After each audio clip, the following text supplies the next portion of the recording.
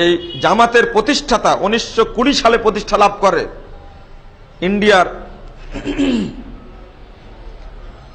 মাওলানা ইলিয়াস সাহেব প্রতিষ্ঠা করেন এটা। জাকারিয়া সাহেব সাহারানপুরের, তিনি বই লেখার ফাজাইলে আমুল লেখার মাধ্যমে এটাকে প্রকাশ করেন।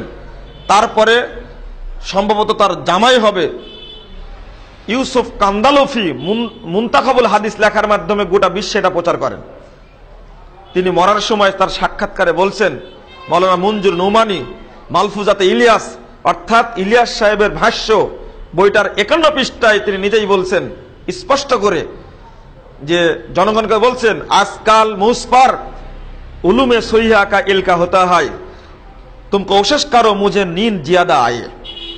আজকাল আমার উপরে সহি ইলম নাজিল হচ্ছে, তোমরা চেষ্টা করো আমার জন্য ঘুম বেশি বেশি হয়।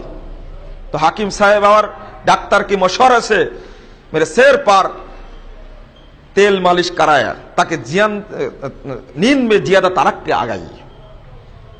একেবারে স্পষ্ট উর্দুতে লেখা, উর্দু বইটা সংগৃহীত আমার। বলছেন যখন ডাক্তার এবং কবিরাজের পরামর্শে তেল মালিশ করা হলো তখন আমার বেশি বেশি ঘুম আসতে থাকলো।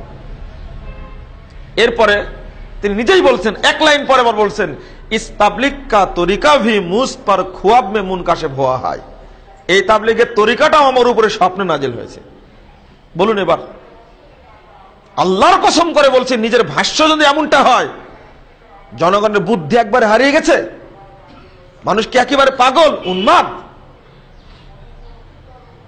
তাবলীগের তরিকা তো নাজিল হয়েছে মুহাম্মদ সাল্লাল্লাহু আলাইহি ওয়াসাল্লামের উপরে, আপনার উপরে কার তরিকা নাজিল হলো?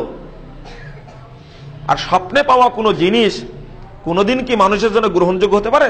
ওটা কি শরীয়ত হতে পারে? কোশ্চিন কালেও